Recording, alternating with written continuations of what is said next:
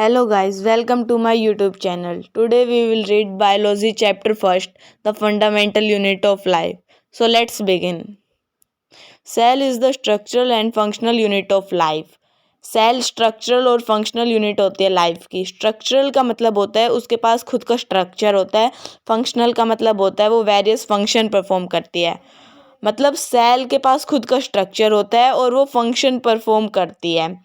First living cell was discovered by Anton van Leeuwenhoek in 1674 in pond water. पहली living cell Anton van Leeuwenhoek ने discover की थी 1674 के अंदर pond water के अंदर. First dead cell was discovered by Robert Hooke in 1665 in cork of bark of tree. पहली dead cell Robert Hooke ने डिस्कवर की थी 1665 में cork of bark of tree में. On the basis of number of cell organism are of two type. Number of cell के basis पे organism दो तरह के होते हैं, unicellular organism, multi cellular organism. अभी नाम से ही पता चल रहा है, जैसे यूनिसेलुलर मतलब सिंगल सेल, मल्टी सेलुलर मतलब मैनी सेल. सो यूनिसेलुलर ऑर्गेनिज्म वो ऑर्गेनिज्म होते हैं जो सिर्फ एक तरह के एक सेल से बने होते हैं, जैसे अमीबा, पैरामीशियम. अमीबा के पास सिर्फ एक सिंगल सेल होती है जिसी से वो सारे फंक्शन परफॉर्म करता है. ठीक उसी प्रकार यूनिसेलुलर ऑर्गेनिज्म वो ऑर्गेनिज्म होते हैं जो सिर्फ एक सेल से बने होते हैं और उसी सेल से सारे फंक्शन परफॉर्म करते हैं. Multi cellular organism the organism which are made up of many cells and perform different function. Example human beings. Multi cellular organism वो ऑर्गेनिज्म जो कि काफ़ी सारी सेल्स से बने हुए होते हैं और हर सेल का अपना एक स्पेसिफिक फंक्शन होता है, जैसे कि ह्यूमन बींग्स के पास काफ़ी सेल्स होते हैं और सब सेल्स का अलग अलग फंक्शन होता है. इसके और भी एग्जांपल हो सकते हैं जैसे प्लांट्स और कुछ. क्या अभी इन दोनों के अंदर डिफरेंशिएट करते हैं. यूनिसेलुलर ऑर्गेनिज्म के पास एक सेल होती है, मल्टी सेलुलर के पास मैनी सेल होती है. यूनिसेलुलर पे डिवीज़न होता है सेल ऑर्गेनेल के लेवल पे और मल्टी सेलुलर में डिवीज़न होता है सेलुलर या टिश्यू के लेवल पे. यूनिसेलुलर लेस स्पेशलाइज्ड होती है और एक से ज़्यादा फंक्शन परफॉर्म करती है और मल्टी सेलुलर मोर स्पेशलाइज्ड होती है, तो सेल्स जो है वो अलग अलग और स्पेसिफिक फंक्शन परफॉर्म करती है. यूनिसेलुलर का साइज जनरली ये माइक्रोस्कोपिक होता है, इन्हें हम नेक्ड आई से नहीं देख सकते, लेकिन जो मल्टी सेलुलर ऑर्गेनिज्म होते हैं ये नेक्ड आई से विजिबल होते हैं, इनको देखने के लिए माइक्रोस्कोप की ज़रूरत नहीं होती. यूनिसेलुलर ऑर्गेनिज्म का एग्जाम्पल जैसे अभी दिया था अमीबा, यीस्ट. मल्टी सेलुलर का मोस्ट ऑफ जो फंगी होती है और plants. On the basis of nuclear organisation there are two types of cell. Nuclear organisation के बेसिस पे दो तरह की सेल होती है, प्रोकैरियोटिक सेल, यूकैरियोटिक सेल. एक क्विक रिकैप लेते हैं. सेल जो होती है वो स्ट्रक्चरल और फंक्शनल यूनिट होती है लाइफ की. पहली living cell Anton van Leeuwenhoek ने डिस्कवर की थी 1674 में पॉन्ड वाटर के अंदर. पहली डेड सेल रॉबर्ट हुक ने डिस्कवर की थी 1665 में cork of bark of tree में. अभी नंबर ऑफ सेल के बेसिस पे ऑर्गेनिज्म दो तरह के होते हैं, unicellular organism, multi cellular organism.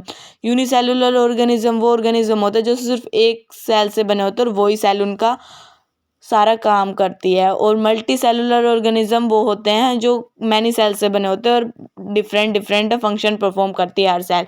Unicellular organism का एग्जांपल है amoeba, yeast, paramecium. Multi cellular organism का एग्जांपल है ह्यूमन बींग्स, प्लांट, फंगी. अभी इनके अंदर डिफरेंशिएट जो कि हमने अभी किया था. अभी ये करते हैं न्यूक्लियर ऑर्गेनाइजेशन के बेसिस पे जो सेल्स होती हैं वो दो तरह की होती हैं, प्रोकैरियोटिक सेल्स, यूकैरियोटिक सेल्स. अभी इनके बीच में डिफरेंशिएट करते हैं. प्रोकैरियोटिक सेल्स वो मेनली ये किंगडम मोनेरा में पाई जाती है और eukaryotic cells protista, fungi, Plantae और एनिमिलिया में पाई जाती है. ये जो किंगडम है ये हम 4th चैप्टर में पढ़ेंगे, डाइवर्सिटी इन लिविंग ऑर्गेनिजम्स में. प्रोकैरियोटिक के अंदर जो न्यूक्लियस होता है उसको हम न्यूक्लियोइड बोलते हैं. यूकैरियोटिक के सेल्स के अंदर ट्रू न्यूक्लियस होता है. यू का मतलब ही ट्रू होता है और जो प्रो है उसका मतलब होता है प्रिमिटिव, तो जैसे नाम से ही पता चल रहा है. इसके अंदर प्रोकैरियोटिक सेल्स के अंदर सेल ऑर्गेनेल नहीं होती, यूकैरियोटिक सेल्स के अंदर सेल ऑर्गेनेल्स होती है.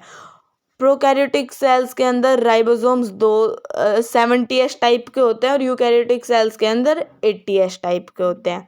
प्रोकैरियोटिक सेल्स का साइज होता है 1 से 10 नैनोमीटर और यूकैरियोटिक सेल्स का साइज होता है 5 से 100 नैनोमीटर। अभी इम्पोर्टेंट फैक्ट्स क्या क्या है। What is cytology? साइटोलॉजी क्या होती है? Cytology is the scientific study of structure of the cell. Cytology study होती है जो सेल्स का स्ट्रक्चर है, उसकी स्टडी को हम साइटोलॉजी बोलते हैं। कोर्क किससे ऑब्टेन होती है? जो किंचोना एक ट्री होता है उसके जो बार्क होती है उससे हम कोर्क ऑब्टेन होती है। जे पुरकेंजे ने 1839 में प्रोटोप्लाज्म को इन्वेंट किया था और हग्सली ने प्रोटोप्लाज्म को फिजिकल बेसिस ऑफ लाइफ कहा था।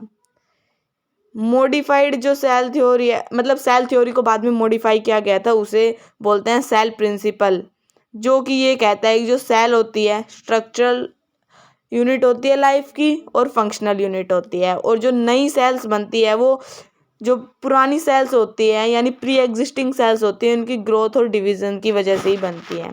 अभी आगे देखते हैं। ये देखिए अभी इसके ये हम प्लाज्मा मेम्ब्रेन का डायग्राम है, इसके बारे में हम भी आगे पढ़ेंगे। प्लाज्मा मेम्ब्रेन क्या होता है? ये एक सिलेक्टिवली प्रिएम्बल मेम्ब्रेन होता है जो कि मटेरियल की एक्सचेंज में हेल्प करता है। इसको हम सेल मेम्ब्रेन भी बोलते हैं। ये सिलेक्टिवली प्रिएम्बल होता है, सो जिस चीज़ की ज़रूरत होती है हमारे सेल को, ये उसी को ही अंदर जाने देता है और जिसकी बाहर होती है उसको बाहर करता है। मेनली ये ट्रांसपोर्ट का भी काम करता है।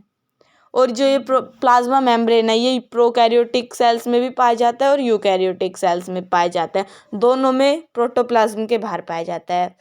और प्लाज्मा मेम्ब्रेन का जो मोस्ट एक्सेप्टेड और स्ट्रक्चरल मॉडल है, इसके स्ट्रक्चर को जो मॉडल बताता है वो है fluid Mosaic model. Plasma membrane 3 चीज़ों से मिलकर बना होता है, लिपिड, प्रोटीन और कार्बोहाइड्रेट। कार्बोहाइड्रेट क्या होता है? या तो ये लिपिड से चिपका होता है या प्रोटीन से। अभी जब कार्बोहाइड्रेट प्रोटीन से चिपकता है तो उसे हम ग्लाइकोप्रोटीन बोलते हैं, और तब ये लिपिड से चिपकता है तो हम उसे ग्लाइकोलिपिड बोलते हैं। ग्लाइको वर्ड का मतलब ये होता है चिपकना। जैसे अभी ये डायग्राम में देखिए, ये कार्बोहाइड्रेट ये प्रोटीन है, ये प्रोटीन के साथ अटैच है तो इसको ग्लाइकोप्रोटीन बोलते हैं, लिपिड के साथ है तो इसको ग्लाइकोलिपिड बोलते हैं। आगे अभी प्रोटीन्स का क्या काम होता है? प्रोटीन्स डिसाइड करते हैं कि कौन सा मटेरियल अंदर जाना चाहिए और क्या किस चीज़ की सेल को ज़रूरत है उसको अंदर जाने देता है, और जो जिसकी ज़रूरत नहीं है उसको बाहर ही रहने देता है। और लिपिड ये एक मीडियम प्रोवाइड करवाता है मटेरियल को अंदर बाहर करने के लिए।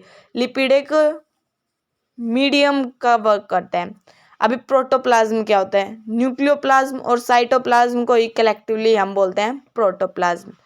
So guys, for today enough. So remaining chapter we will do tomorrow. Thanks for watching the video. Please subscribe, share and like.